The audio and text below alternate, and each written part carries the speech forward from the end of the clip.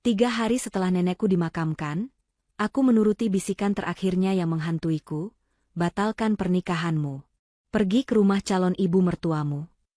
Aku nekat menyelinap masuk ke rumah mewahnya, dan apa yang kulihat di paviliun rahasianya membuat jantungku berhenti. Sebelum ceritanya dimulai, silahkan tulis di kolom komentar dari daerah mana saja teman-teman yang menonton cerita ini. Jangan lupa like dan subscribe agar channel ini bisa semakin berkembang, dan bisa mempersembahkan cerita yang lebih menarik lagi. Tanah masih basah oleh sisa gerimis sore itu. Aroma bunga melati bercampur dengan bau tanah yang baru digali, menempel pekat di udara. Ajeng berdiri mematung, menatap gundukan tanah merah yang kini menutupi sosok Nenek Sari. Hijab hitam panjangnya terasa berat, basah oleh air mata yang tak kunjung berhenti. Orang-orang di sekitarnya mulai beranjak pergi, menyisakan keheningan dan duka yang menusuk. Rifki, tunangannya, merangkul bahunya dengan lembut, mencoba memberi kekuatan.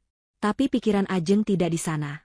Pikirannya melayang kembali ke 3 hari yang lalu, ke kamar rumah sakit yang berbau obat. Saat itu, Nenek Sari sudah sangat lemah. Nafasnya tersengal, namun matanya menatap Ajeng dengan tajam. Ketika hanya mereka berdua di ruangan, Nenek Sari meraih tangan Ajeng. Genggamannya rapuh, tapi kata-katanya menusuk tajam. "Ajeng," bisiknya pelan, begitu pelan sampai Ajeng harus menundukkan telinganya. "Batalkan pernikahanmu. Jangan menikah dengan Rifki." Ajeng tertegun. "Apa maksud nenek?" Nenek Sari terbatuk pelan. "Pergilah ke rumah calon ibu mertuamu. Pergi ke rumah Ibu Atin. Kamu akan mengetahui semuanya sendiri. Janji, Jeng." "Turuti nenek." Setelah itu, kondisi Nenek Sari menurun drastis, dan beliau tidak pernah sadar lagi. Kini, 3 hari setelah pemakaman, bisikan itu terus berputar di kepala Ajeng. Rasanya mustahil. Membatalkan pernikahan? Pernikahan yang tinggal 2 minggu lagi. Ajeng mencintai Rifki. Rifki adalah pria yang baik, sopan, dan taat beragama. Calon mertuanya, Ibu Atin, adalah sosok wanita terhormat. Seorang janda kaya raya yang sangat disegani, aktif di berbagai kegiatan sosial dan pengajian. Ibu Atin selalu memperlakukan Ajeng seperti putrinya sendiri. Mengapa Nenek Sari berkata begitu? Ajeng mencoba meyakinkan dirinya bahwa itu hanyalah igauan orang sakit. Tapi Nenek Sari tidak pernah mengigau. Nenek Sari adalah orang yang paling bijaksana yang pernah Ajeng kenal. Kegelisahan itu menggerogoti Ajeng. Dia tidak bisa tidur. Dia tidak bisa makan. Setiap kali Rifki menelepon, suaranya terdengar cemas. "Kamu masih berduka ya, sayang? Aku ngerti. Ambil waktumu." Tapi Ajeng tahu ini bukan hanya duka. Ini adalah keraguan. Keraguan yang ditanamkan oleh orang yang paling ia percayai di dunia. Tepat pada hari ketiga setelah pemakaman, Ajeng mengambil keputusan. Hari ini adalah hari Kamis. Ibu Atin selalu menghadiri pengajian akbar rutinnya setiap Kamis sore sampai malam. Rumahnya pasti kosong. Rifki juga sedang ada rapat penting di luar kota, baru kembali besok. Ini adalah kesempatannya. Dengan jantung berdebar kencang, Ajeng mengambil kunci mobilnya. Dia harus membuktikan bahwa Nenek Sari salah. Dia harus menyingkirkan keraguan ini agar bisa melanjutkan pernikahannya dengan tenang. Rumah Ibu Atin adalah sebuah benteng kemewahan. Pagar tinggi menjulang menutupi bangunan utama. Ajeng memarkir mobilnya agak jauh dari gerbang utama. Dia berjalan kaki, merasa seperti pencuri. Dia tahu ada pintu samping yang biasa digunakan oleh tukang kebun. Biasanya selalu dikunci. Tapi hari ini, mungkin karena kelalaian, pintu kayu kecil itu sedikit terbuka. Ajeng mendorongnya pelan. Tidak ada suara. Dia menyelinap masuk ke taman samping yang rimbun. Jantungnya terasa seperti akan melompat keluar dari dadanya. Dia sampai di teras samping. Pintu geser menuju ruang keluarga juga tidak terkunci rapat. Ajeng menarik napas dalam-dalam dan masuk. Rumah itu sepi. Dingin. Perabot mahal tertata kaku, tanpa kehangatan. Ajeng berjalan berjinjit di atas lantai marmer yang mengilap. Dia tidak tahu apa yang dia cari. Mungkin sebuah surat? Sebuah dokumen? Dia memeriksa ruang kerja Ibu Atin. Tidak ada yang aneh. Hanya tumpukan berkas yayasan sosial. Dia naik ke lantai 2. Kamar Rifki terkunci. Kamar tamu juga terkunci. Dia kembali ke lantai 1.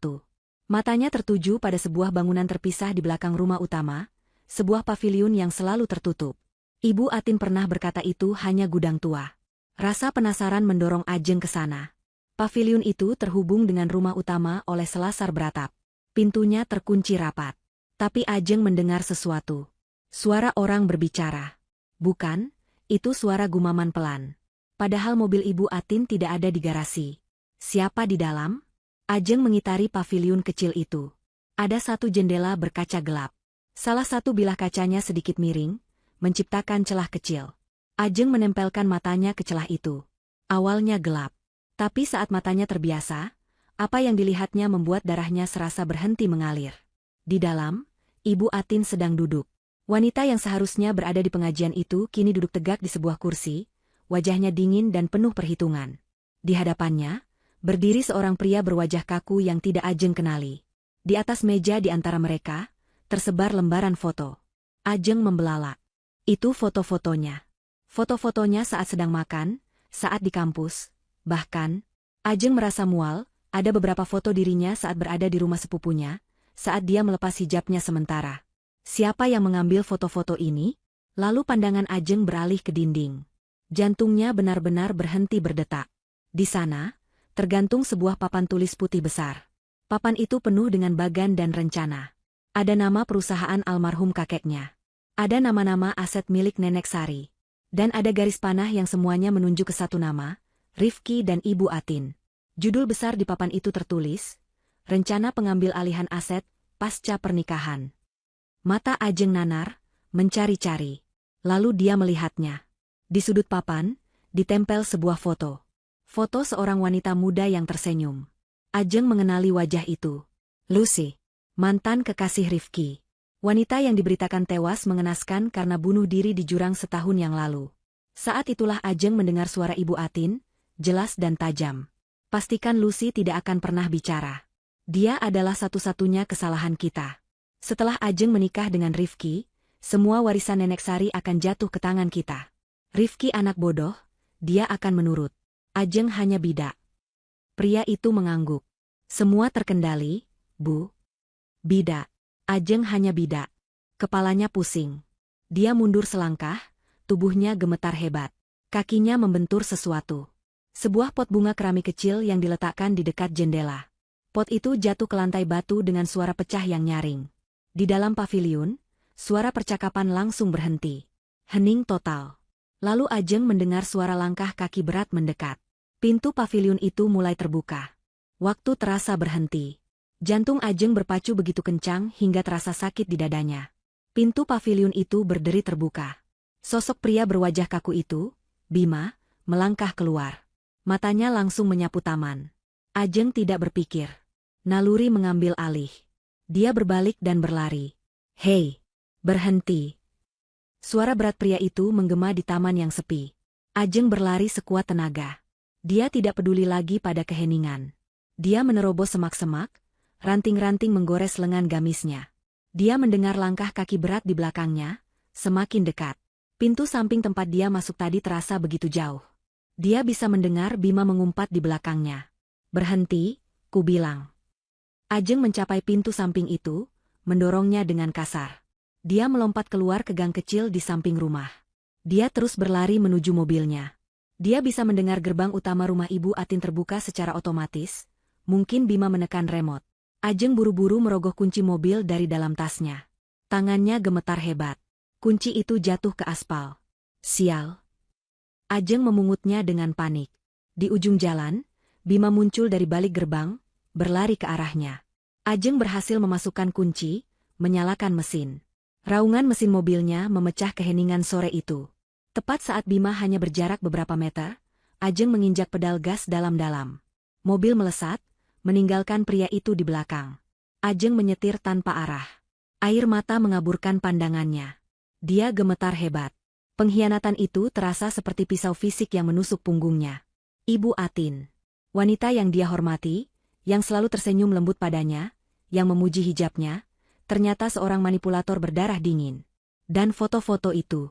Foto dirinya tanpa hijab. Rasa malu dan marah bergejolak dalam dirinya. Betapa rendahnya mereka. Dan Rifki. Bagaimana dengan Rifki? Apakah dia tahu? Rifki anak bodoh, dia akan menurut. Kata-kata Ibu Atin terngiang-ngiang. Apakah Rifki hanya alat ibunya? Atau dia terlibat dalam rencana busuk ini? Dan Lucy. Lucy masih hidup. Pastikan Lucy tidak akan pernah bicara. Itu artinya Lucy disekap di suatu tempat. Kematiannya dipalsukan. Ajeng menepikan mobilnya di jalan yang sepi. Dia menangis sejadi-jadinya, menumpahkan semua keterkejutan, ketakutan, dan rasa sakit hatinya. Nenek Sari benar. Neneknya tahu. Dan nenek mencoba melindunginya. Setelah tangisnya reda, yang tersisa adalah amarah yang dingin. Dia tidak bisa membiarkan ini. Dia harus tahu sejauh mana keterlibatan Rifki. Dia tidak bisa pulang. Dia tidak aman. Dia juga tidak bisa ke rumah orang tuanya. Dia tidak mau melibatkan mereka sebelum dia punya bukti kuat. Dia menyalakan mobilnya. Dia harus menemui Rifki. Tapi Rifki sedang di luar kota. Dia ingat Rifki bilang akan menginap di apartemennya di pusat kota jika urusannya selesai lebih cepat, bukan di rumah ibunya. Dia mencoba menelepon Rifki. Panggilan itu langsung diangkat. Ajeng? Sayang. Kamu di mana? Aku telepon dari tadi nggak diangkat. Aku baru sampai apartemen, pekerjaanku selesai lebih cepat. Jantung Ajeng berdebar. Kebetulan yang sempurna. Mas, aku kangen nenek. Aku rasanya nggak mau sendirian. Aku ke apartemen Mas. Ya? Sebentar saja. Suaranya sengaja dibuat serak, seolah habis menangis karena berduka. Tentu saja, sayang. Kemarilah. Aku tunggu. Setengah jam kemudian, Ajeng sudah duduk di sofa apartemen Rifki. Rifki memeluknya erat. Kamu pucat sekali, Jeng. Mau aku buatkan teh hangat? Ajeng menggeleng. Dia harus tenang. Dia harus mengujinya. Dia membiarkan keheningan berlangsung beberapa saat, menyandarkan kepalanya di bahu Rifki, berpura-pura mencari ketenangan. Lalu, dia mengucapkannya sepelan mungkin. Mas, aku tadi, waktu beres-beres kamar nenek, aku nemu foto-foto lama. Terus aku jadi teringat sesuatu. Aku teringat Lucy. Ajeng merasakan tubuh Rifki menegang seketika. Rangkulannya sedikit mengendur. Lucy? Rifki bertanya, suaranya sedikit berubah. Kenapa tiba-tiba membahas dia? Ajeng mengangkat wajahnya, menatap lurus ke mata tunangannya. Nggak apa-apa. Aku cuma kasihan. Dia meninggal begitu muda. Apa dia benar-benar depresi sampai bunuh diri? Mas? Rifki melepaskan pelukannya. Dia bangkit dan berjalan ke jendela, membelakangi Ajeng. Sudah setahun, Jeng. Tolong jangan dibahas lagi. Tapi aku cuma bertanya, Mas. Rasanya aneh. Apa dia tidak meninggalkan surat wasiat atau pesan terakhir? Ajeng mendesak pelan. Dia depresi berat. Suara Rifki tiba-tiba naik. Dia berbalik. Matanya memancarkan sesuatu yang bukan hanya kesedihan. Itu ketakutan. Ibuku sudah mencoba membantunya semaksimal mungkin. Tapi dia memilih jalan itu. Mobilnya masuk jurang. Polisi sudah memastikan itu kecelakaan tunggal akibat bunuh diri. Tolong, Ajeng. Cukup. Ajeng menatapnya nanar. Dia tidak melihat duka di mata Rifki. Dia melihat kepanikan. Dia melihat kebohongan. Rifki tahu. Dia tahu sesuatu. Ajeng. Rifki membentaknya, mungkin kaget melihat tatapan Ajeng. Aku tidak mau membahas ini. Ini menyakitkan. Tolong hargai aku. Kita hampir menikah. Jangan rusak momen ini dengan membahas masa lalu. Ajeng berdiri. Rasa dingin menjalar di tulang punggungnya. Maaf, Mas. Aku pulang dulu. Jeng, tunggu. Rifki mencoba menahannya, tapi Ajeng menepis tangannya. Aku mau sendiri dulu. Aku mau ke rumah nenek. Dia meninggalkan apartemen Rifki dengan langkah cepat. Dia tidak menangis lagi. Yang ada hanya kepastian yang pahit. Rifki terlibat. Setidaknya dia tahu kebenarannya dan dia menutupinya. Ajeng tidak pulang ke rumah orang tuanya. Dia pergi ke rumah nenek Sari yang kini kosong. Dia harus mencari. Nenek pasti meninggalkan sesuatu yang lebih. Bukan hanya peringatan lisan. Dia masuk ke kamar nenek yang masih beraroma melati dan minyak kayu putih.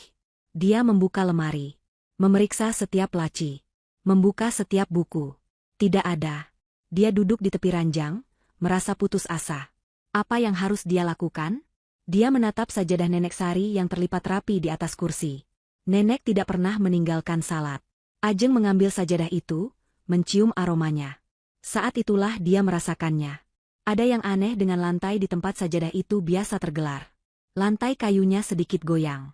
Ajeng membungkuk. Dia menggeser karpet kecil di bawahnya. Benar saja. Ada satu papan kayu yang terlihat berbeda. Dia mencongkelnya dengan ujung kunci mobilnya. Papan itu terangkat. Di bawahnya, ada sebuah rongga kecil. Dan di dalamnya, tergeletak sebuah kotak kayu kecil berukir. Jantung Ajeng berdebar. Dia mengambil kotak itu. Terkunci. Dia tidak sabar.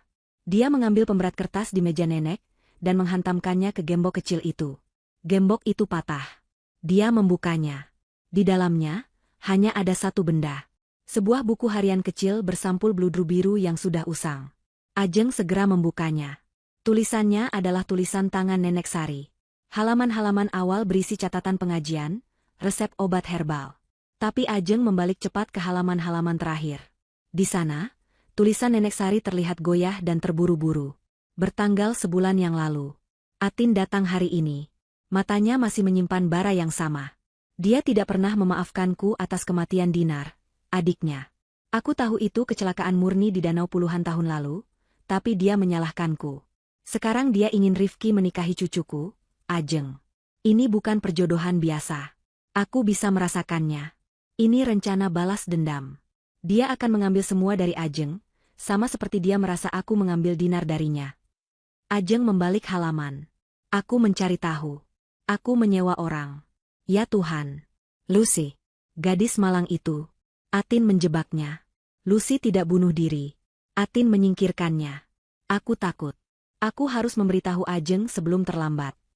Buku harian kecil bersampul bludru biru itu terasa berat di tangan Ajeng. Dia duduk di lantai kamar Nenek Sari yang dingin, membaca ulang halaman terakhir itu berkali-kali. Dia menyalahkanku atas kematian Dinar, adiknya. Dinar. Ajeng tidak pernah mendengar nama itu. Ibu Atin adalah anak tunggal. Setidaknya itu yang Rifki pernah katakan. Dia akan mengambil semua dari Ajeng. Ini bukan lagi sekadar penipuan bisnis atau keserakahan. Ini adalah balas dendam. Balas dendam yang telah direncanakan selama puluhan tahun. Nenek Sari telah hidup dalam bayang-bayang tuduhan ini. Dan Ibu Atin, wanita yang selalu tersenyum lembut itu, telah merawat kebenciannya seperti api dalam sekam, membiarkannya tumbuh hingga menjadi monster yang kini siap melahap Ajeng. Ajeng menutup buku harian itu. Pikirannya bekerja cepat. Dia harus memecah ini menjadi dua masalah, masa lalu dan masa kini. Masa lalu adalah Dinar. Masa kini adalah Lucy. Keduanya adalah kunci untuk membongkar Ibu Atin. Dia tidak bisa bertanya pada orang tuanya. Ibunya pasti akan panik dan ayahnya akan langsung mengkonfrontasi Ibu Atin. Itu terlalu berbahaya. Ibu Atin sudah membuktikan dia mampu membuat orang menghilang. Ajeng harus bekerja sendiri. Pertama, Lucy. Buku harian itu mengkonfirmasi Lucy masih hidup dan dijebak. Kabar baiknya, Nenek Sari sudah menyewa orang untuk mencari tahu. Itu artinya ada jejak yang bisa diikuti. Kabar buruknya, Ajeng tidak tahu siapa orang yang disewa nenek. Dia harus mulai dari nol. Dia membutuhkan bantuan. Bantuan profesional yang bisa melacak jejak digital tanpa terdeteksi. Hanya ada satu orang yang bisa dia pikirkan. Sepupunya, Faris. Faris adalah seorang jenius komputer yang bekerja di sebuah perusahaan keamanan siber. Dia pendiam, sedikit aneh, tapi dia adalah orang yang paling Ajeng percayai selain Nenek Sari. Ajeng mengunci rumah Nenek Sari, menyimpan buku harian itu di balik hijabnya, menempel di dadanya. Dia menyetir ke sebuah kafe internet kecil di pinggir kota, tempat yang tidak akan pernah didatangi oleh orang-orang dari lingkaran sosial Ibu Atin. Dia menggunakan komputer umum untuk mengirim email terenkripsi ke Faris, menggunakan akun email samaran yang pernah mereka buat untuk bersenang-senang saat remaja. Pesannya singkat, kumbang biru butuh bantuan elang putih. Darurat. Di tempat biasa. Bawa peralatan lengkap. Tempat biasa adalah sebuah gudang tua di belakang toko kain milik kakek mereka, tempat mereka biasa bermain petak umpet. 1 jam kemudian, Ajeng sudah duduk di atas tumpukan karpet gulung yang berdebu. Faris datang, membawa ransel berat berisi laptop dan berbagai perangkat keras. Wajahnya yang tirus terlihat cemas di bawah cahaya lampu neon yang berkedip. Darurat apa, Jeng? Kamu dikejar rentenir? Tanyanya tanpa basa-basi. Ajeng menarik napas. Dia memutuskan untuk menceritakan sebagian besar kebenaran. Bukan. Ini lebih buruk. Aku menemukan konspirasi. Menyangkut Ibu Atin. Mata Faris melebar. Calon mertuamu? Wanita yang katanya dermawan itu? Dia penipu, Riz. Dia berencana mengambil semua warisan Nenek Sari setelah aku menikah. Dan dia terlibat dalam bunuh diri Lucy. Faris terdiam. Lucy? Mantan pacar Rifki? Yang masuk jurang itu? Ajeng mengangguk. Dia tidak mati. Nenekku tahu. Ibu Atin menyekapnya di suatu tempat. Dan ada orang ini. Ajeng mendeskripsikan Bima sedetail mungkin. Pria berwajah kaku, postur tegap seperti aparat, dingin, dan patuh pada Ibu Atin. Namanya mungkin Bima, aku tidak yakin. Dia tangan kanan Ibu Atin.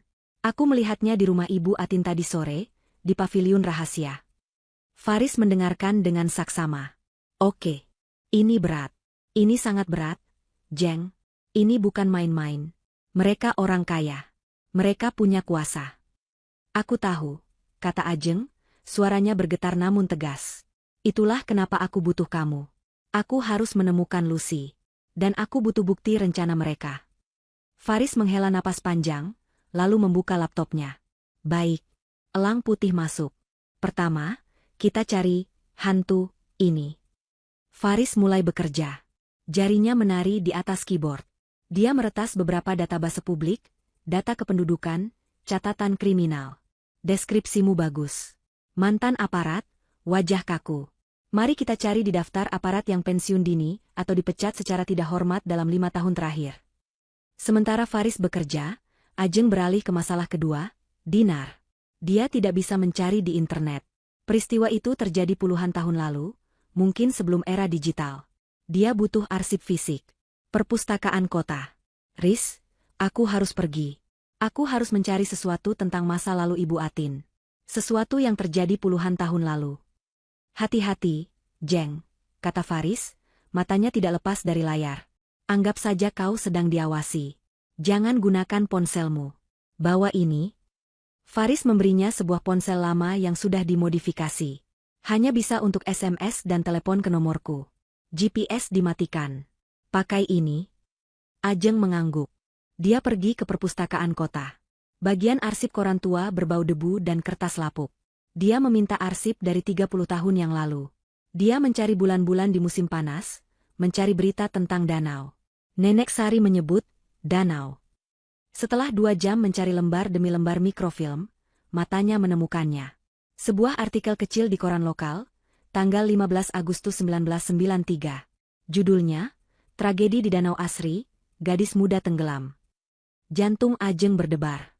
Dia membaca artikel itu. Seorang gadis bernama Dinar, 16, adik dari Atin, 18, ditemukan tewas tenggelam di Danau Asri kemarin sore. Korban dilaporkan sedang berperahu bersama kakaknya, Atin, dan seorang sahabat mereka, Sari, 18. Menurut saksi mata, perahu mereka terbalik. Artikel itu berlanjut, Atin dan Sari berhasil diselamatkan oleh pemancing di sekitar lokasi, namun Dinar tidak tertolong. Pihak kepolisian menyatakan ini murni kecelakaan. Jadi benar, Ibu Atin punya adik, dan Nenek Sari ada di sana. Ajeng terus mencari. Di koran seminggu kemudian, ada kolom sosial kecil. Seluruh kota berduka atas kepergian Dinar. Tampak Nona Atin sangat terpukul, tidak terpisahkan dari sahabatnya, Nona Sari, yang terus mendampinginya dalam duka. Itu aneh. Artikel itu bilang mereka bersahabat erat setelah kejadian. Tapi buku harian Nenek bilang Ibu Atin menyalahkannya. Apa yang terjadi di antara waktu itu dan sekarang? Kapan persahabatan itu berubah menjadi kebencian mematikan? Mungkin kebencian itu tidak pernah padam. Ibu Atin hanya berpura-pura, membiarkan Nenek Sari merasa aman, sementara dia merencanakan balas dendamnya. Ajeng merasa kedinginan. Dia kembali ke gudang. Faris masih di sana, wajahnya pucat karena konsentrasi. Dapat, kata Faris singkat. Apanya? Orangmu. Namanya Bima Prakoso. Deskripsimu sempurna. Mantan anggota pasukan khusus. Pensiun dini 5 tahun lalu karena alasan pribadi. Rekam jejaknya bersih setelah itu. Tapi aku melacak rekeningnya. Dia tidak punya penghasilan tetap, tapi hidup sangat mewah. Itu pasti dari Ibu Atin, desis Ajeng. Tentu saja, kata Faris. Tapi Ibu Atin pintar. Dia tidak mentransfer dari rekening pribadinya. Itu akan terlalu mudah dilacak. Dia menggunakan, tunggu, ini dia. Faris menunjuk ke layar. Dia menggunakan yayasan amalnya. Yayasan Atin Mulia. Dia mentransfer uang ke Bima dengan kedok, biaya konsultan keamanan. Bisakah kita menemukan Lucy lewat dia? Faris menggeleng. Bima juga pintar. Tidak ada transfer langsung ke Lucy. Tapi, aku menemukan sesuatu yang lain. Sesuatu yang rutin. Faris memperbesar sebuah baris di layar. Setiap bulan, di tanggal yang sama, Yayasan Atin Mulia melakukan satu transfer dalam jumlah sangat besar. Bukan ke Bima, tapi ke sebuah perusahaan bernama PT Pelita Harapan Sejahtera. Apa itu? Tanya Ajeng. Itu perusahaan induk, kata Faris, jarinya mengetik lagi. Perusahaan ini hanya punya satu aset, satu bisnis yang dijalankannya. Layar berganti, memunculkan sebuah brosur digital yang tampak mewah. Klinik Sehat Pelita Harapan, baca Faris. Fasilitas rehabilitasi neuropsikiatri dan ketergantungan obat premium. Terletak di kawasan puncak yang terpencil. Sangat eksklusif, sangat mahal, dan sangat tertutup. Ajeng menatap gambar klinik itu. Bangunan megah yang terisolasi, dikelilingi hutan pinus. Riz, kata Ajeng, suaranya mantap. Lucy ada di sana? Faris menatapnya, matanya penuh kekhawatiran. Jeng, ini bukan tempat yang bisa kau datangi untuk menjenguk. Ini benteng. Mereka menyembunyikan orang di sana. Orang yang tidak ingin ditemukan. Aku tahu, kata Ajeng. Karena itu aku harus ke sana. Keputusan itu sudah bulat. Ajeng tidak bisa mundur. Lucy adalah korban, sama seperti dirinya. Dan Lucy adalah satu-satunya saksi hidup yang bisa menjatuhkan Ibu Atin. Ini gila, Jeng. Ini bunuh diri. Faris mondar-mandir di gudang yang sempit itu. Kau tidak tahu apa yang ada di dalam sana. Kau lihat Bima? Orang seperti itu yang menjaga tempatnya. Justru karena itu aku harus pergi. Balas Ajeng, suaranya tenang, kontras dengan kepanikan di mata Faris. Dia tidak dijaga oleh satpam biasa. Dia dijaga oleh Bima. Itu membuktikan betapa pentingnya pasien di dalam sana. Aku harus membebaskannya. Lalu bagaimana? Kau akan masuk dan berkata, "Permisi, saya mau menjemput Sandra." Aku akan cari cara. Tapi pertama, aku butuh alibi. Ajeng mengambil ponselnya yang asli, yang dia matikan sejak tadi. Aku akan bilang pada orang tuaku dan Rifki, bahwa aku butuh waktu sendiri. Kematian Nenek Sari jadi alasan yang sempurna. Aku akan bilang aku mau menyepi di villa teman di puncak, untuk menenangkan diri dan berzikir. Aku akan minta mereka tidak menggangguku. Faris menghela napas kalah. Baik. Baik, aku tidak bisa menghentikanmu. Tapi aku akan ikut. Setidaknya aku menunggu di mobil. Tidak, kata Ajeng tegas. Kamu terlalu mudah dikenali. Dan aku butuh kamu di sini, di depan komputermu. Kamu adalah mata dan telingaku dari jauh. Jika aku tertangkap, kamu satu-satunya yang tahu aku di mana.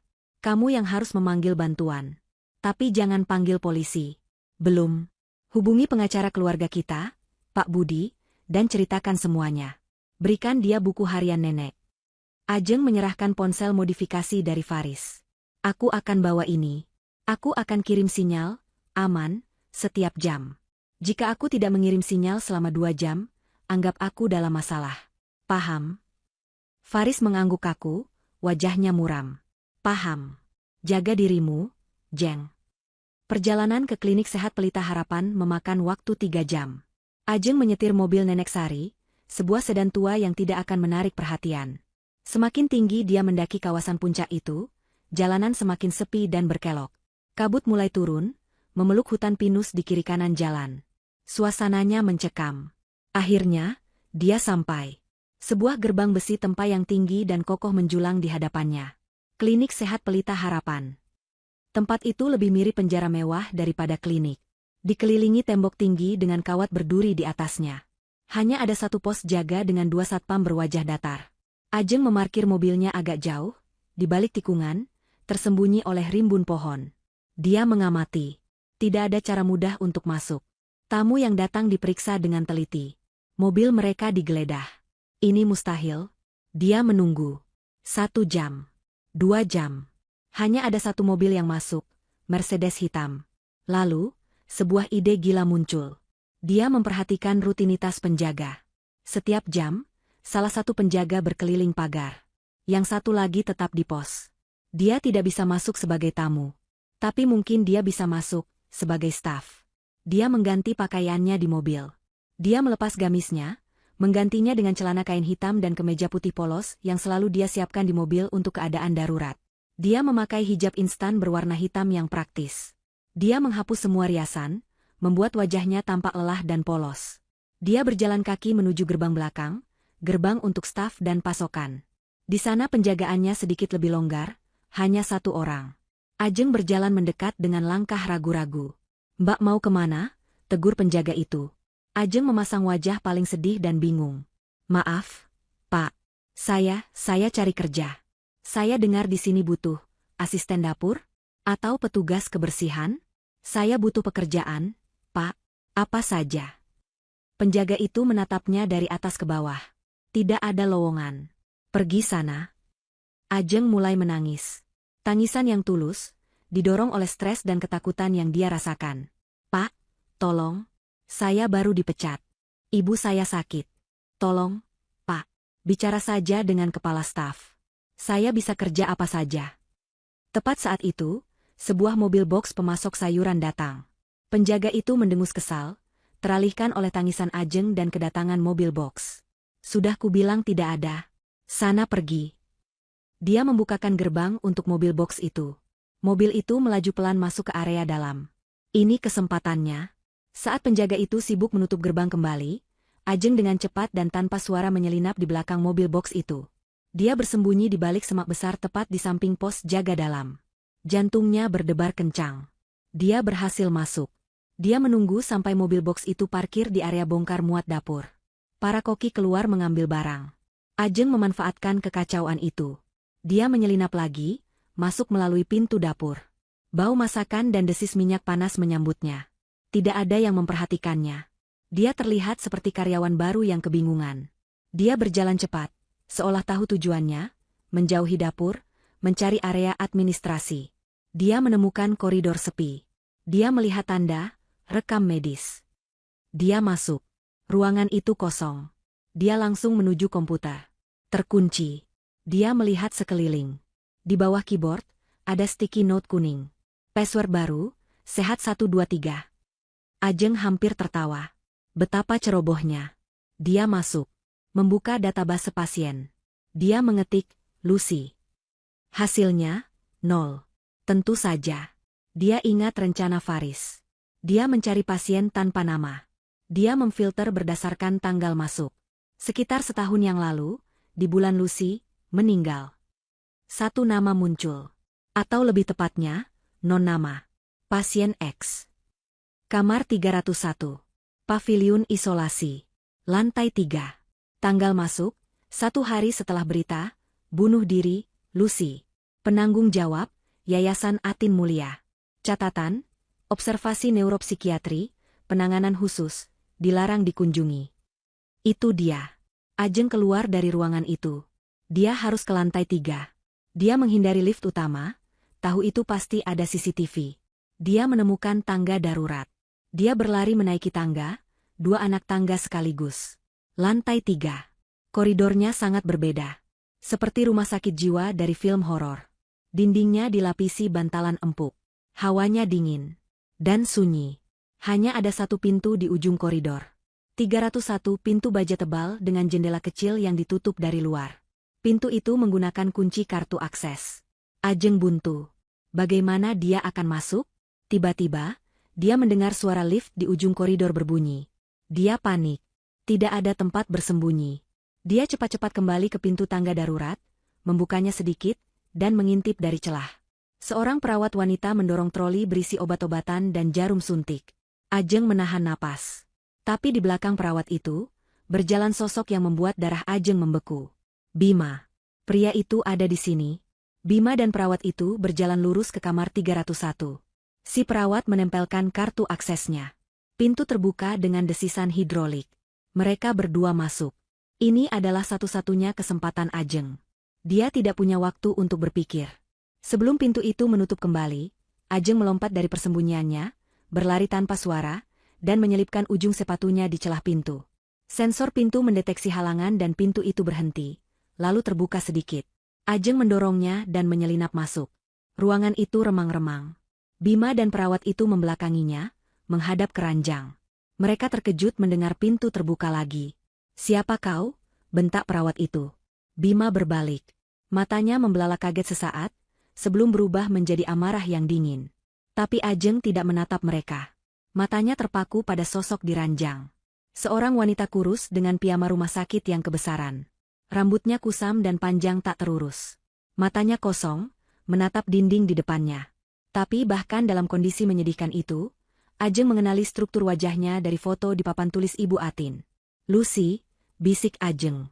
Wanita di ranjang itu tidak bereaksi. "Sudah kuduga kau akan datang, Ajeng," suara Bima memecah kesunyian. "Ibu Atin bilang kau terlalu pintar untuk kebaikanmu sendiri." Perawat itu kini berdiri di antara Ajeng dan pintu, tangannya sudah memegang jarum suntik yang berisi cairan bening. "Dia tidak akan pergi kemana-mana," desis Bima. "Suntik dia." Jarum suntik itu berkilau di bawah cahaya lampu neon yang redup. Perawat itu melangkah maju, wajahnya tanpa ekspresi, seperti robot yang menjalankan perintah. Ajeng mundur, punggungnya menabrak dinding yang dingin. Tidak ada jalan keluar. Bima berdiri di dekat pintu, menghalangi satu-satunya jalan kabur. "Jangan," kata Ajeng, suaranya gemetar. "Jangan sentuh saya." Bima tertawa pelan. "Sudah terlambat, Ajeng. Kau seharusnya tidak ikut campur." Perawat itu semakin dekat. Ajeng memejamkan mata, bersiap merasakan tusukan jarum. Tiba-tiba, terdengar suara gemerincing yang keras, diikuti oleh teriakan. Ajeng membuka matanya. Lucy.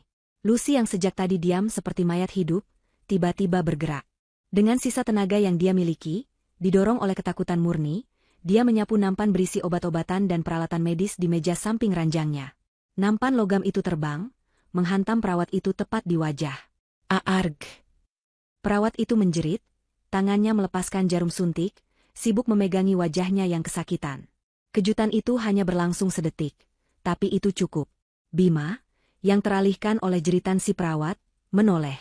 Detik itu, Ajeng bertindak. Dia tidak lari ke arah Bima.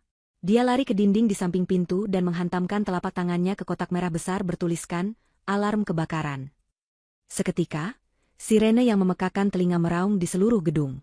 Lampu merah darurat mulai berkedip-kedip, mengubah koridor yang sunyi menjadi neraka yang kacau. Bima mengumpat keras. Dia tahu apa artinya ini. Seluruh staf akan keluar, dan sistem keamanan akan fokus pada evakuasi. Dia menerjang Ajeng. Tapi Ajeng sudah lebih dulu menarik Lucy. "Lucy, bangun. Kita harus lari." Ajeng menarik Lucy yang masih setengah sadar. Wanita itu lemah, kakinya terseret. Tapi sirene itu seolah menyetrum sisa-sisa kesadaran dalam dirinya. Dia tahu ini bahaya. Dia mencoba berlari. Ajeng memapah Lucy, menyeretnya keluar dari kamar 301. Di belakang mereka, Bima berteriak pada perawat itu. "Jangan biarkan mereka lolos." Mereka berlari di koridor. Pintu-pintu kamar lain terbuka. Pasien yang kebingungan dan perawat yang panik mulai berhamburan. Ini adalah kekacauan yang sempurna. Ajeng tidak menuju lift. Dia tahu Bima akan mencegatnya di sana. Dia menuju tangga darurat tempat dia masuk tadi. Sambil berlari, dia merogoh saku celananya, mengeluarkan ponsel modifikasi dari Faris. Tangannya gemetar, tapi dia berhasil menekan satu-satunya tombol panggilan cepat. Panggilan itu terhubung ke Faris. Ajeng tidak berkata apa-apa. Dia hanya membiarkan Faris mendengar suara sirene, langkah kaki, dan teriakannya. "Cepat, Lucy, cepat." Di gudang tua, Faris yang mendengar kekacauan itu langsung mengerti. Sial, dia ketahuan. Dia tidak panik. Dia mulai mengetik dengan kecepatan penuh. Dia sudah mempelajari sistem keamanan klinik itu selama berjam-jam. Alarm kebakaran ini adalah celah yang dia butuhkan. Seluruh sistem fokus pada protokol kebakaran. Dia menemukan kendali kunci magnetik. "Dapat," gumamnya. Dia membuka kunci semua pintu servis di lantai dasar. Ajeng dan Lucy sampai di pintu tangga darurat. Ajeng membanting pintu itu hingga terbuka. Di belakang mereka, Bima muncul dari kerumunan, matanya menyorot tajam ke arah mereka. Dia berlari, mendorong perawat dan pasien yang menghalanginya. "Turun," teriak Ajeng. Ajeng praktis setengah menggendong Lucy menuruni anak tangga. Lucy tersandung-sandung, napasnya terengah-engah. "Aku tidak kuat," rintihnya. "Kamu kuat. Kamu harus kuat. Demi hidupmu." Ajeng memaksanya terus bergerak. Mereka bisa mendengar langkah kaki Bima yang berat di tangga di atas mereka, semakin dekat.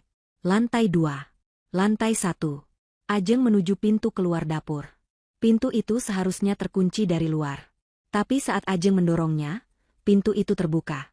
Faris berhasil. Mereka berlari melintasi area dapur. Para koki berteriak bingung, tidak tahu apa yang terjadi. Ajeng tidak berhenti. Dia terus berlari, menarik Lucy menuju pintu servis belakang tempat dia menyelinap masuk. Mereka berhasil keluar. Udara malam yang dingin terasa menusuk paru-paru. Tapi Bima juga berhasil keluar. Dia hanya berjarak 20 meter di belakang mereka. Berhenti. Ajeng berlari menuju tempat dia menyembunyikan mobil Nenek Sari di balik tikungan. Sedikit lagi, Lucy. Sedikit lagi. Mereka mencapai mobil. Ajeng menekan tombol pembuka kunci. Dia mendorong Lucy masuk ke kursi penumpang dan berlari memutar ke kursi pengemudi. Jantungnya serasa mau copot. Bima semakin dekat. Ajeng masuk, menyalakan mesin. Tepat saat Bima sampai di mobil dan tangannya meraih gagang pintu, Ajeng menginjak gas. Mobil sedan tua itu melompat, bannya berdecit di aspal. Bima terlempar ke samping, membentur pagar. Dia berteriak marah, tapi mobil itu sudah melesat, menuruni jalanan puncak yang gelap dan berkabut. Ajeng mengemudi seperti kesetanan. Dia baru berani sedikit bernapas lega setelah 10 kilometer. Dia menepi di bahu jalan yang gelap. Tangannya gemetar hebat di setir. Di sebelahnya, Lucy terisak pelan. Kita berhasil, bisik Lucy. Ya, kita berhasil. Kita aman. Untuk sekarang. Mereka tidak bisa pergi jauh. Lucy butuh istirahat, dan Ajeng butuh rencana. Dia melihat papan nama motel kecil yang kusam di pinggir jalan, Motel Melati. Murah, anonim, sempurna. Dia memarkir mobil di belakang, tersembunyi dari jalan raya, dan menyewa satu kamar dengan uang tunai. Di dalam kamar yang berbau apa itu, Ajeng mengunci pintu, memasang palang kursi, dan akhirnya membiarkan Lucy duduk di tempat tidur. Lucy gemetar hebat.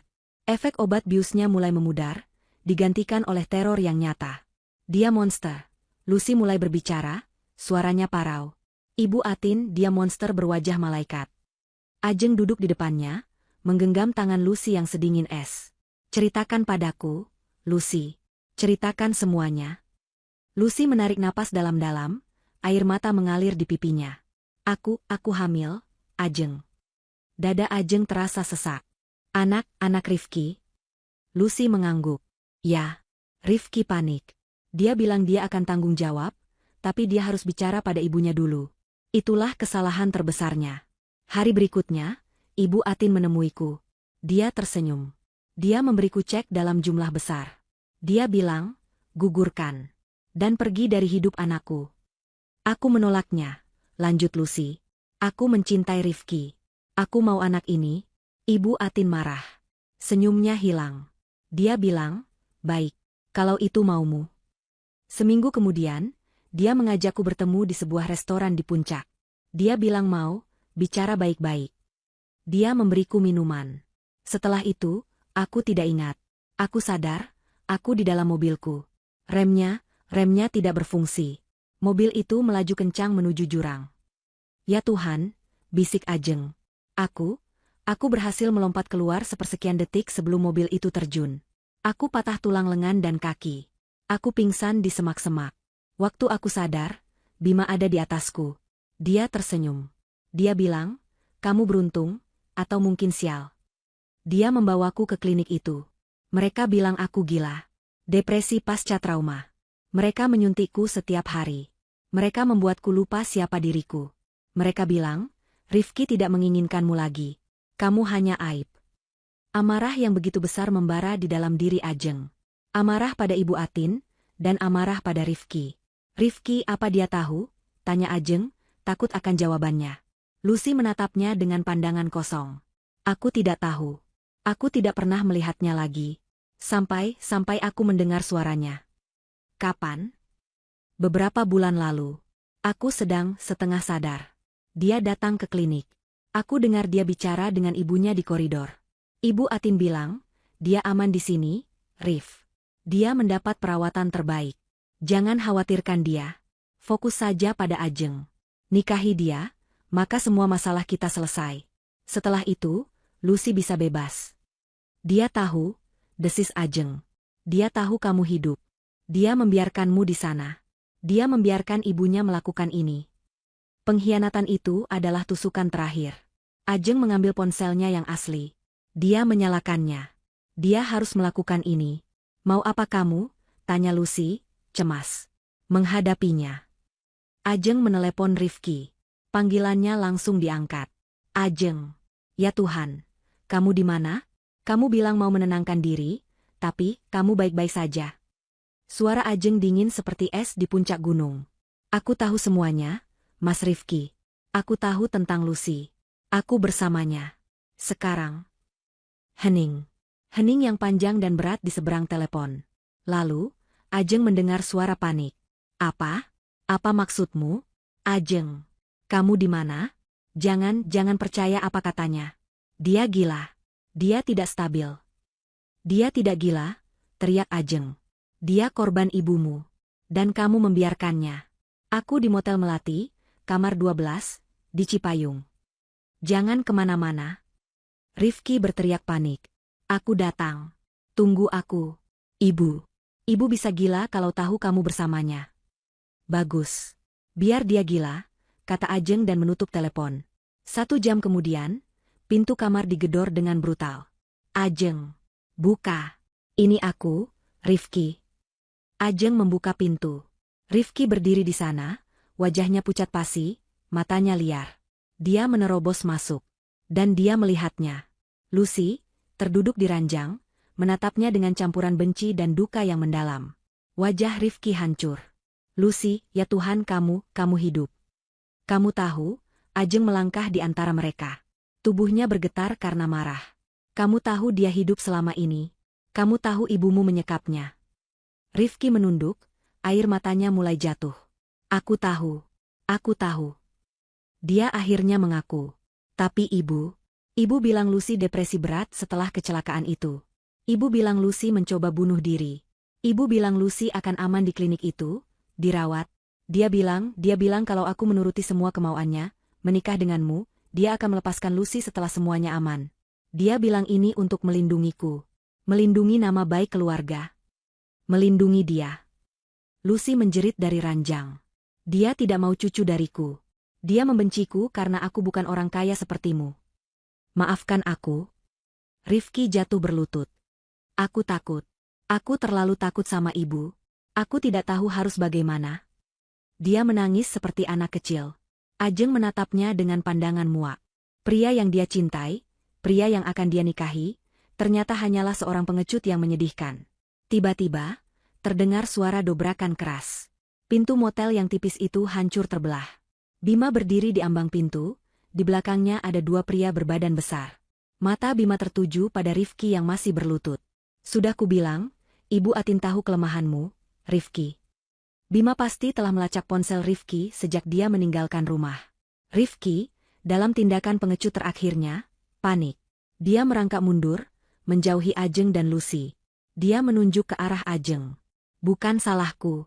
Sumpah, bukan aku, teriak Rifki, suaranya melengking ketakutan. Dia, Ajeng yang memaksa. Dia yang menculik Lucy dari klinik. Aku hanya mencoba membawanya kembali. Bima tersenyum sinis. Anak pintar. Bawa mereka berdua. Anak buah Bima bergerak cepat. Yang satu mencengkeram lengan Lucy, yang lain menangkap Ajeng. Ajeng meronta, tapi cengkeraman pria itu terlalu kuat. Lucy hanya bisa menjerit lemah.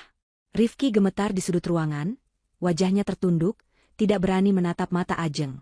Dia telah memilih sisinya. Mau kalian bawa kemana kami? Tuntut Ajeng, mencoba menjaga suaranya tetap stabil. Diam, bentak Bima. Dia memandang Rifki dengan jijik. Dan kau, tunggu di sini.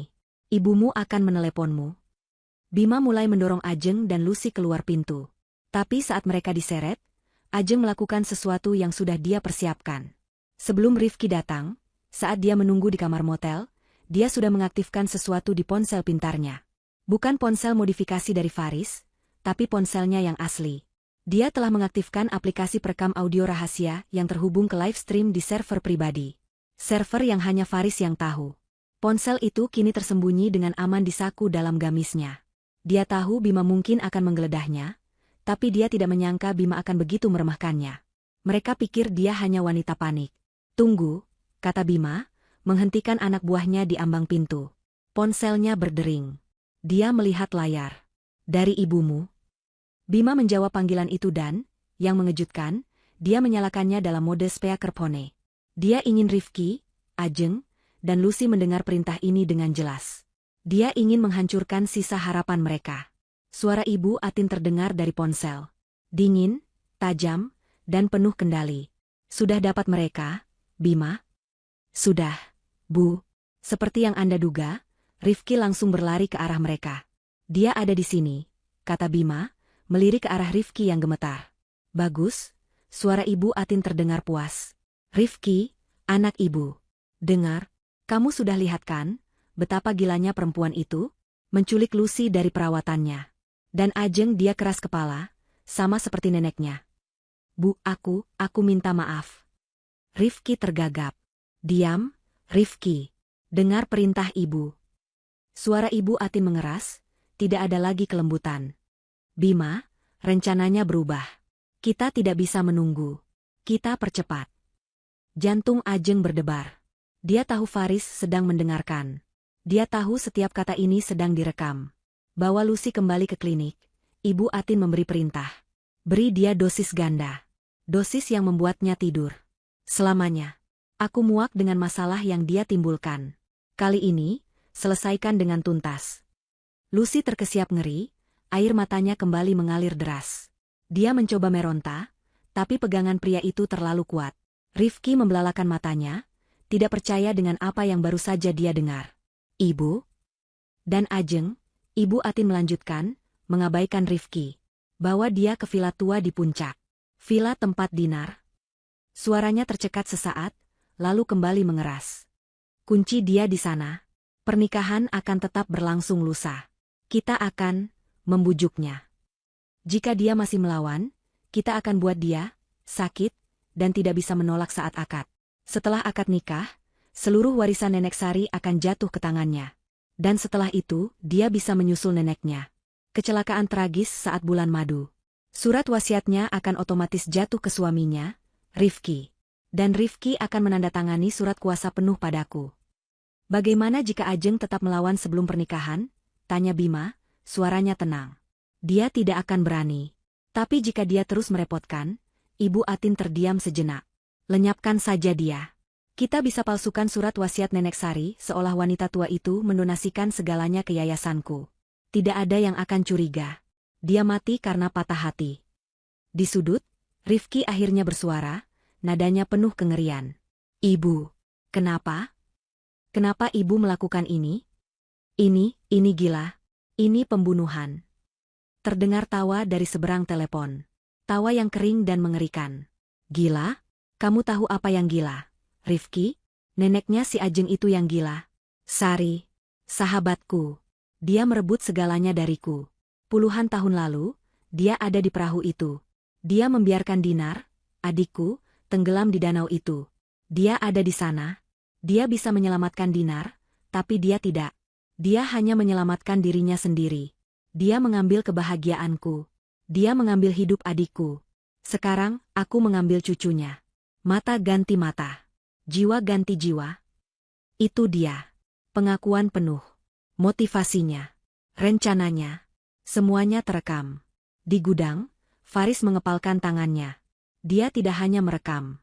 Sejak Ajeng menghubunginya dari klinik, dia sudah bekerja. Dia melacak sinyal ponsel Ajeng. Dia tahu mereka ada di Motel Melati, kamar 12. Saat dia mendengar perintah Ibu Atin untuk dosis ganda dan lenyapkan, dia sudah ada di jalur lain. Dia sedang berbicara dengan unit reserse kriminal kepolisian setempat. Saya Faris. Saya melaporkan penculikan dan rencana pembunuhan berencana. Saya punya bukti rekaman audio live saat ini juga. Para pelaku ada di Motel Melati, Cipayung, kamar 12. Tersangka utama bernama Bima Prakoso, mantan aparat, kemungkinan bersenjata. 2 korban wanita, Ajeng dan Lucy. Tolong segera. Dia tidak menunggu jawaban. Dia mengirimkan potongan rekaman suara Ibu Atin langsung ke email komandan unit. Kembali ke kamar motel. Ibu Atin selesai berbicara. Laksanakan perintahku, Bima. Baik, Bu. Bima mematikan telepon. Dia menatap Ajeng dan Lucy dengan tatapan dingin. Kalian dengar. Waktu bermain selesai. Ayo. Bima dan anak buahnya mulai menyeret kedua wanita itu. Mereka hampir sampai di pintu. Tiba-tiba, dari kejauhan, terdengar suara. Suara yang sangat samar, tapi semakin lama semakin jelas. Suara sirene. Bima membeku. Dia menoleh ke arah jendela. Sirene itu semakin kencang. Sangat kencang. Dan semakin dekat. Siapa? Desis Bima, matanya menatap tajam ke arah Rifki. Kamu yang menelepon polisi? Bukan aku. Sumpah. Bukan aku, jerit Rifki, ketakutan. Bima sadar dia telah dijebak. Seseorang telah mendengarkan. Dia panik. Rencananya hancur. Polisi akan segera mengepung tempat ini. Dia tidak bisa kabur dengan membawa 2 sandera. Habisi mereka.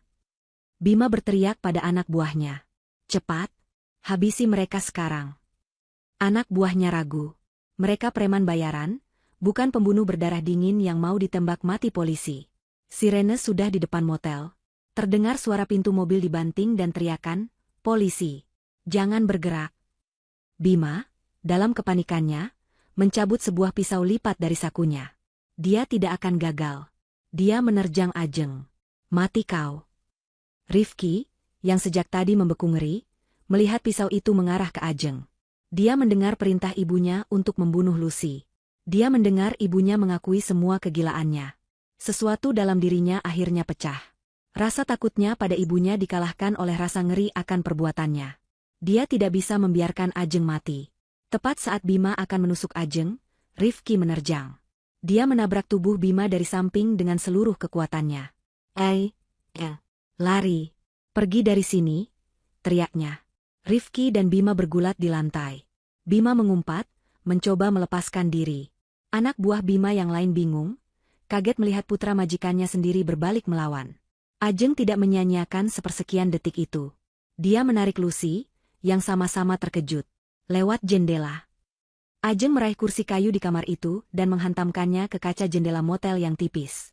Kaca pecah berantakan. Polisi. Dobrak pintunya. Terdengar teriakan dari luar. Lompat. Ajeng mendorong Lucy keluar jendela. Lucy jatuh ke rumput di luar. Ajeng menyusul di belakangnya, melompat keluar. Tepat pada saat itu, pintu kamar didobrak. Polisi bersenjata lengkap menyerbu masuk. Berteriak, Tiara Aap. Ajeng dan Lucy berguling di rumput basah, terbatuk-batuk, tapi mereka bebas. Mereka aman. Kekacauan di motel melati malam itu berakhir dengan Bima dan kedua anak buahnya diborgol dan diseret ke dalam mobil polisi. Rifki juga dibawa, wajahnya pucat pasi, matanya kosong, bergumam tak jelas tentang ibunya. Ajeng dan Lucy dibungkus selimut termal oleh petugas. Ajeng dengan tenang menyerahkan ponselnya kepada komandan unit. Semua rekamannya ada di sana, Pak. Dari menit pertama Bima masuk, sampai perintah Ibu Atin untuk membunuh kami. Beberapa hari berikutnya berlalu dalam kabut yang aneh. Bima dan anak buahnya ditahan. Rifki, setelah diinterogasi berjam-jam, dibebaskan dengan jaminan, namun statusnya menjadi saksi kunci sekaligus tersangka yang berpotensi terlibat. Lucy ditempatkan di sebuah rumah aman di bawah perlindungan polisi, perlahan-lahan memulihkan kekuatan fisik dan mentalnya. Tapi Ibu Atin adalah seekor ular yang licin. Dia tidak ditangkap malam itu. Rekaman audio itu, meskipun memberatkan, adalah percakapan telepon. Tim pengacara mahal Ibu Atin langsung bekerja. Mereka berdalih bahwa suara itu bukan suara Ibu Atin. Mereka mengklaim Ibu Atin sedang berada di acara amal saat kejadian, dibuktikan oleh puluhan saksi mata. Mereka menuduh Bima bertindak di luar wewenangnya, mungkin mencoba memeras majikannya. Lebih buruk lagi, mereka menyerang kredibilitas Ajeng dan Lucy. Pengacara Ibu Atin menyebarkan desas-desus bahwa Ajeng mengalami guncangan mental parah setelah kematian Nenek Sari. Bahwa Ajeng menjadi paranoid dan obsesif. Sedangkan Lucy, mereka membeberkan rekam medis palsu dari klinik Pelita Harapan, yang menyatakan Lucy memiliki riwayat skizofrenia parah dan delusi. Ibu Atin, kata mereka, justru adalah korban yang mencoba membantu Lucy dan menenangkan calon menantunya yang sedang labil. Publik bingung. Polisi terus bekerja, mencoba menghubungkan aliran dana yayasan ke klinik dan Bima, tapi Ibu Atin telah membangun tembok birokrasi yang rumit. Dia merasa di atas angin. Dia yakin bisa memutarbalikkan fakta. Lalu, sesuatu yang sangat aneh terjadi. Undangan pernikahan Ajeng dan Rifki, yang tinggal 2 hari lagi, tidak dibatalkan. Ibu Atin, dalam sebuah wawancara singkat dengan wartawan yang mengepung rumahnya, justru berkata dengan senyum sedih. Saya mengerti Ajeng sedang berduka. Tapi pernikahan ini akan tetap berjalan. Kami sekeluarga akan membantunya pulih. Cinta Rifki akan menyembuhkannya. Itu adalah langkah yang sangat arogan. Sebuah deklarasi perang. Ibu Atin ingin membersihkan namanya di depan publik. Dia ingin menunjukkan bahwa semuanya normal. Dia ingin mempermalukan Ajeng di depan semua orang. Membuktikan bahwa Ajeng hanya seorang gadis labil yang akhirnya sadar dan kembali ke pelukan keluarga Atin. Dia yakin Ajeng tidak punya pilihan selain menyerah. Faris dan Lucy panik. Dia gila, seru Faris di rumah aman. Dia pikir dia bisa lolos begitu saja? Jeng, kamu tidak akan datang, kan? Lucy menatap Ajeng dengan cemas. Jangan, Jeng. Dia berbahaya. Ajeng, yang sedang menatap gaun pengantinnya yang tergantung di lemari, tersenyum tipis. Itu bukan senyum kalah. Itu senyum seseorang yang memegang kartu truf. Oh, aku pasti datang, katanya pelan. Aku tidak akan melewatkan pesta yang sudah dia siapkan ini. Apa rencanamu? Tanya Faris. Nenek Sari mengajariku, cara terbaik mengalahkan ular adalah dengan membiarkannya keluar dari sarangnya di depan semua orang, kata Ajeng. Dia kemudian menelepon pengacaranya sendiri, Pak Budi, yang telah disiapkan oleh Faris. Dia memberi instruksi yang jelas. Lewat pengacaranya, Ajeng merilis pernyataan ke media. Mbak Ajeng sangat tersentuh oleh kebesaran hati calon mertuanya. Setelah melalui perenungan mendalam, beliau setuju bahwa cinta adalah jawaban dari semua kesalahpahaman ini. Pernikahan akan tetap dilangsungkan sesuai jadwal. Ibu Atin tertawa saat mendengar berita itu. Dia merasa menang. Ajeng sudah patah. Gadis itu terlalu takut untuk melawannya. Hari haji gedung resepsi termewah di kota itu telah disulap menjadi taman surgawi. Ratusan tamu penting hadir. Politisi, pebisnis, dan sosialita berbaur, saling berbisik tentang drama yang terjadi. Ibu Atin, tampil anggun dalam balutan kebaya modern berwarna biru es, menyapa setiap tamu dengan senyum sempurna. Dia adalah citra kemuliaan dan kesabaran. Di depan altar, Rifki berdiri seperti mayat hidup. Wajahnya pucat, matanya kosong, setelan jas mahalnya tampak kebesaran di tubuhnya yang menyusut. Dia telah dipaksa ibunya. Dia tahu dia adalah pion, tapi dia terlalu hancur untuk melawan. Dia hanya menunggu takdirnya. Suasana tegang. Para tamu menahan napas. MC mengumumkan kedatangan mempelai wanita. Musik pengantin mulai mengalun, lembut dan agung. Pintu utama aula yang besar dan berukir itu terbuka perlahan. Semua mata menoleh ke pintu. Di sana, Ajeng berdiri. Dia tampak luar biasa cantik. Gaun pengantin muslimah berwarna putih gading, sederhana namun elegan, dengan hijab panjang yang dihiasi renda halus. Wajahnya tenang, matanya tajam, memancarkan aura kekuatan yang tak terduga. Dia memegang buket bunga lili putih. Ibu Atin tersenyum sinis. Dia menang. Tapi senyumnya membeku. Ajeng tidak berjalan sendirian. Di belakangnya, mendorong sebuah kursi roda, adalah Faris yang mengenakan setelan jas rapi. Dan di kursi roda itu, duduk seorang wanita yang kini tampak bersih dan terawat, mengenakan gaun sederhana namun pantas. Wajahnya masih tirus, tapi matanya menyala-nyala penuh tekad. Itu Lucy. Aula mendadak hening. Para tamu terkesiap. Bisikan-bisikan terdengar. Rifki terhuyung di altar, berpegangan pada mimbar kecil di depannya. Wajah Ibu Atin memutih. Dia tidak menyangka ini. Dia tidak pernah membayangkan Ajeng akan sebegitunya nekat. Musik berhenti mendadak. Ajeng mulai berjalan perlahan di karpet merah, langkahnya mantap. Faris mendorong Lucy di belakangnya. Mereka bukan seperti pengantin dan pengiring. Mereka seperti tim eksekutor yang berjalan menuju panggung penghakiman. Setiap langkah Ajeng di karpet merah terasa seperti dentuman genderang perang. Aula yang tadinya dipenuhi bisikan, kini sunyi senyap. Hanya terdengar suara langkah kaki Ajeng dan decit pelan roda kursi Lucy yang didorong Faris.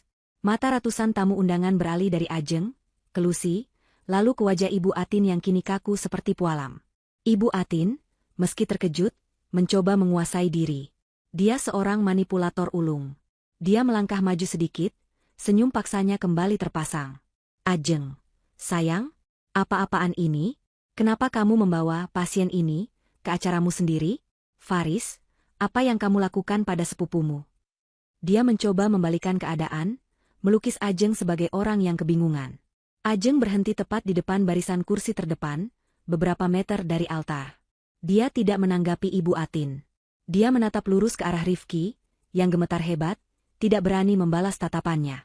Lalu, Ajeng menoleh ke arah MC yang berdiri bingung di samping panggung. Maaf, suara Ajeng terdengar jelas dan tenang, diperkuat oleh mikrofon kecil yang terpasang di kerah gaunnya, sesuatu yang tidak disadari siapapun. Sepertinya ada sedikit perubahan rencana. Faris bergerak ke samping. Dia mengeluarkan sebuah laptop dari tas yang dibawanya, dan dengan cepat menghubungkannya ke sistem suara aula. Tim sound system yang kebingungan tidak berani menghentikannya. Apa yang kamu lakukan? Desis Ibu Atin, kemarahannya mulai terlihat. Petugas keamanan, amankan mereka. Mereka merusak pesta. Saya rasa, para tamu berhak tahu siapa sebenarnya yang mereka hormati malam ini, balas Ajeng. Dia mengangguk pada Faris. Faris menekan satu tombol. Hening sejenak. Lalu, dari speaker di seluruh penjuru aula, suara Ibu Atin sendiri yang menggema. Dingin, tajam, dan penuh kebencian. Sudah dapat mereka, Bima? Aula terkesiap. Itu suara dari rekaman di motel. Ajeng telah menyiapkannya. Wajah Ibu Atin berubah dari putih menjadi merah padam. Matikan. Matikan suara itu, teriaknya. Tapi sudah terlambat. Rekaman terus berputar. Bawa Lucy kembali ke klinik. Suara Ibu Atin di rekaman itu melanjutkan. Beri dia dosis ganda. Dosis yang membuatnya tidur. Selamanya. Terdengar jeritan tertahan dari para tamu. Mereka menatap Lucy, lalu ke Ibu Atin. Wanita dermawan yang mereka kenal baru saja terdengar memerintahkan pembunuhan. Rifki di altar ambruk lututnya, menutupi wajahnya. Rekaman berlanjut, memutar bagian paling mengerikan.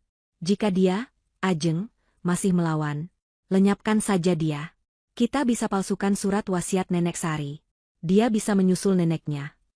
Dan akhirnya, pengakuan tentang dendam puluhan tahun itu.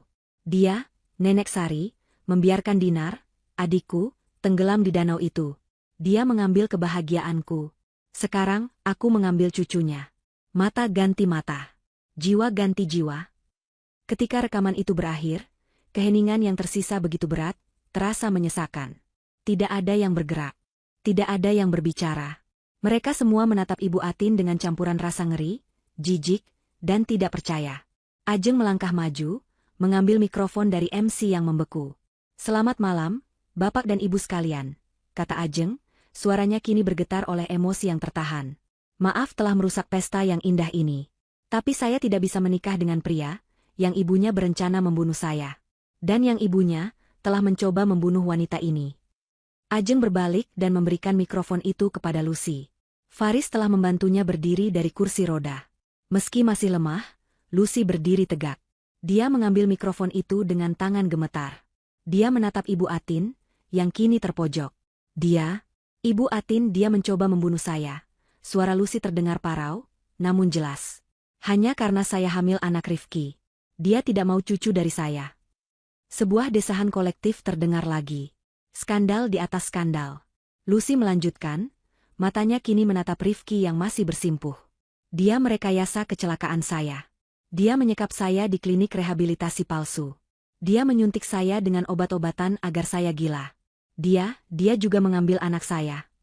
Ini adalah fakta baru. Ajeng sendiri terkejut. Dia tahu Lucy hamil, tapi, anak saya, dia mengambil bayi saya setelah saya melahirkan di klinik itu. Saya tidak tahu anak saya di mana.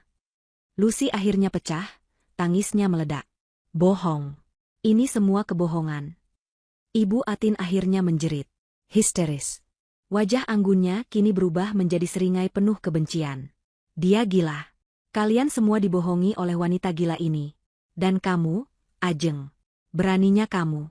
Kamu akan membayar ini. Dia menerjang ke arah Ajeng, tangannya terangkat seperti cakar. Tapi dia tidak pernah sampai. Pintu utama aula kembali terbuka. Kali ini, bukan pengantin. Beberapa petugas polisi berseragam, dipimpin oleh komandan unit yang menangani kasus ini, berjalan masuk dengan langkah tegas. Ibu Atin, kata komandan itu, suaranya tenang namun berwibawa. Rekaman ini, ditambah dengan bukti transfer dana dari yayasan Anda ke Bima Prakoso dan Klinik Pelita Harapan, sudah cukup. Anda ditahan atas tuduhan konspirasi pembunuhan, penculikan, dan pemalsuan data. Dua polwan melangkah maju dan memegang lengan Ibu Atin. Tidak. Lepaskan saya. Ibu Atin meronta-ronta, topengnya hancur total. Kalian tidak tahu siapa saya. Saya akan hancurkan kalian semua. Ajeng. Ini semua salahmu. Aku akan membalasmu. Aku bersumpah. Jeritannya menggema di aula saat dia diseret keluar, melewati para tamu yang menatapnya dengan ngeri. Kehancurannya total. Di depan publik. Di puncak kemenangannya. Aula resepsi yang tadinya gemerlap kini terasa dingin dan hampa. Para tamu undangan telah bubar, berhamburan keluar membawa gosip terpanas tahun ini, meninggalkan sisa-sisa dekorasi pesta yang hancur berantakan. Polisi telah pergi, membawa Ibu Atin yang terus mengumpat. Bima dan anak buahnya sudah lebih dulu diamankan. Yang tersisa di tengah kekacauan itu hanyalah Ajeng, Lucy yang masih terguncang di kursi rodanya, Faris yang berjaga di samping mereka, dan Rifki. Rifki masih di sana, di dekat altar. Dia tidak lagi bersimpuh, tapi duduk terkulai di anak tangga panggung. Setelan jas mahalnya kini kusut. Wajahnya, yang dulu selalu tampan dan percaya diri, kini hancur oleh air mata dan penyesalan yang terlambat. Dia adalah raja dari kerajaan yang baru saja runtuh berkeping-keping. Ajeng menarik napas panjang. Dia harus menyelesaikan ini. Dia mendorong kursi roda Lucy, mendekati Rifki. Faris mengikuti di belakang, waspada. Rifki mengangkat kepalanya saat mendengar langkah mereka. Matanya merah dan bengkak. Jeng, Ajeng. Bisiknya, suaranya serak. Aku tidak tahu. Maksudku, aku tahu ibu membencinya, tapi aku tidak tahu dia akan sejauh itu dosis ganda membunuhmu. Kamu tahu dia disekap. Suara Ajeng memotong tajam, tanpa ampun. Kamu tahu dia hidup. Kamu tahu dia menderita. Dan kamu memilih untuk diam. Kamu memilih untuk menikahiku demi harta. Kamu membiarkannya. Aku takut. Rifki menjerit, membela diri. Kamu tidak tahu bagaimana rasanya hidup di bawah bayang-bayangnya. Dia mengendalikan segalanya. Sejak ayahku meninggal, dia memegang leherku. Dia bilang dia akan melepaskan Lucy. Aku percaya padanya. Lucy, yang sejak tadi diam, menatap Rifki. Tatapannya bukan lagi cinta. Bukan juga benci. Itu adalah pandangan kosong, pandangan seseorang yang melihat orang asing. Kamu percaya padanya? Atau kamu percaya pada janji warisan dan kenyamanan? Rifki, kamu bahkan tidak pernah bertanya tentang anakmu. Ucapan itu menghantam Rifki lebih keras daripada tamparan. Anak? Ya, anak kita, kata Lucy. Anak yang Ibu Atin ambil dariku setelah aku melahirkannya di neraka itu. Dan kamu bahkan tidak tahu. Rifki terdiam. Kebenaran itu, fakta bahwa dia telah menjadi seorang ayah dan dia telah mengabaikan fakta itu demi ibunya, adalah karma terakhir yang menghancurkan sisa-sisa harga dirinya. Dia tidak ditangkap polisi. Dia tidak dipenjara. Tapi nasibnya mungkin lebih buruk. Dia dijatuhi hukuman untuk hidup. Hidup dengan pengetahuan penuh tentang apa yang telah dia lakukan. Hidup dalam rasa bersalah abadi, kehilangan semua orang yang pernah penting baginya. Kehilangan Ajeng. Kehilangan Lucy. Kehilangan anaknya. Dan kehilangan ibunya, yang ternyata adalah seorang monster. Jeng. Lucy, maafkan aku, isaknya. Tolong beri aku kesempatan. Ajeng menggeleng pelan. Kesempatanmu sudah habis, Mas Rifki. Di motel itu, saat kamu menyalahkanku di depan Bima. Saat itu kamu sudah memilih. Ajeng berbalik, mendorong kursi roda Lucy. Ayo, Lucy. Kita pergi. Ajeng. Lucy. Jangan tinggalkan aku. Teriak Rifki putus asa di belakang mereka. Tapi mereka tidak menoleh. Mereka meninggalkannya sendirian di tengah runtuhan pesta pernikahannya. Itulah karmanya. Kesendirian yang mutlak. Mereka kembali ke rumah aman, sebuah apartemen yang dijaga oleh orang-orang Pak Budi, pengacara Ajeng. Begitu pintu ditutup, ketegaran Lucy runtuh.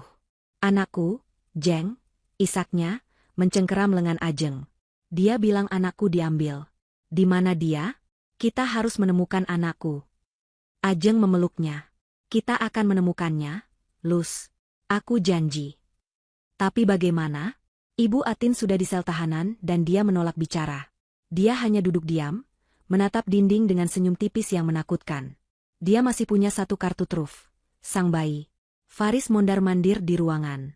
Polisi mencoba melacak semua panti asuhan yang menerima donasi dari Yayasan Ibu Atin. Tapi itu bisa berbulan-bulan. Dia bisa saja menitipkannya pada seseorang secara ilegal. Ajeng terdiam. Pikirannya kembali berputar. Dia teringat sesuatu. Dia berlari ke tasnya, mengeluarkan buku harian bludru biru milik Nenek Sari. Dia sudah membacanya berkali-kali, tapi mungkin ada sesuatu yang terlewat. "Apa yang kamu cari?" tanya Lucy. "Petunjuk." Nenek Sari tahu sifat Ibu Atin lebih baik dari siapapun. Ajeng membolak-balik halaman dengan cepat. Dia melewati bagian tentang kecelakaan Dinar, tentang rencana balas dendam. Dia mencari sesuatu yang lebih personal, tentang karakter Ibu Atin. Dan dia menemukannya. Sebuah catatan kecil di halaman belakang, tertanggal beberapa tahun lalu, jauh sebelum perjodohan Ajeng dan Rifki. Sepertinya Nenek Sari baru saja bertemu Ibu Atin di sebuah acara. Bertemu Atin hari ini. Dia masih sama. Obsesif. Dia tidak pernah membuang apapun yang menurutnya berharga. Dia menyimpan semua kenangannya, baik dan buruk, seolah itu adalah harta karun. Dia selalu menyimpan hartanya di tempat dia merasa kehilangan hartanya yang pertama. Sifat yang aneh dan menyedihkan. Ajeng membeku. Menyimpan hartanya di tempat dia kehilangan hartanya yang pertama. Dia menyambar laptop Faris. Dia memutar ulang rekaman audio dari motel itu. Dia mencari satu kalimat spesifik dari Ibu Atin. Bawa dia, Ajeng, ke villa tua di puncak. Villa tempat Dinar. Villa, seru Ajeng. Dia punya villa tua di puncak. Puncak itu luas, Jeng, kata Faris. Tidak. Ajeng menyambungkannya. Di mana harta pertamanya hilang? Adiknya, Dinar. Di mana Dinar meninggal? Ajeng teringat artikel koran lama yang dia temukan di perpustakaan. Danau Asri. Faris langsung mengetik. Villa keluarga di puncak dekat Danau Asri. Mari kita cari. Beberapa detik kemudian, sebuah citra satelit muncul di layar. Sebuah properti tua yang luas di atas bukit, menghadap langsung ke Danau Asri yang berkilauan di bawahnya. Villa itu terisolasi, dikelilingi hutan pinus lebat. Itu tempatnya, bisik Ajeng. Dia tidak mungkin menyembunyikan bayi di sana, kan? Lucy bertanya, suaranya bergetar antara harapan dan ketakutan. Dia kehilangan adiknya di sana, kata Ajeng, matanya menyala. Dan sekarang dia menyembunyikan cucunya, harta, yang tidak dia inginkan, di tempat yang sama. Dia menyimpan semua kesalahannya di satu tempat. Dia harus ke sana. Ajeng langsung menelepon komandan polisi. Pak, saya tahu di mana bayinya. 1 jam kemudian, 3 mobil polisi melaju kencang menembus jalanan malam menuju puncak, diikuti oleh mobil yang dikendarai Faris, membawa Ajeng dan Lucy. Hujan mulai turun, membuat perjalanan semakin menegangkan. Lucy duduk di kursi depan, tangannya terkepal di pangkuannya, bibirnya terus menggumamkan doa. Mereka tiba di gerbang villa tua itu. Gerbangnya terkunci, tapi polisi tidak menunggu. Mereka mendobraknya. Villa itu gelap gulita, tampak tak berpenghuni. Bangunannya besar, bergaya kolonial Belanda, sedikit menyeramkan di tengah kegelapan. Tim Alpha, sisir lantai 1. Tim Bravo, lantai 2. Hati-hati, perintah komandan. Polisi menyebar. Ajeng dan Lucy mengikuti di belakang, jantung mereka berdebar kencang. Villa itu berdebu dan penuh perabot tua yang ditutup kain putih. Seperti museum yang mati. Tidak ada siapa-siapa. Pak, lapor seorang petugas dari lantai 2. Gudang belakang, perintah komandan. Mereka bergerak ke paviliun terpisah di belakang, mirip dengan yang ada di rumah utama Ibu Atin. Pintunya terkunci. Polisi mendobraknya. Ruangan itu bukan gudang. Ruangan itu adalah sebuah kamar bayi. Sebuah kamar bayi yang sempurna. Dindingnya dicat warna pastel. Ada tempat tidur bayi yang mahal, lemari penuh pakaian, dan mainan-mainan baru yang masih terbungkus plastik.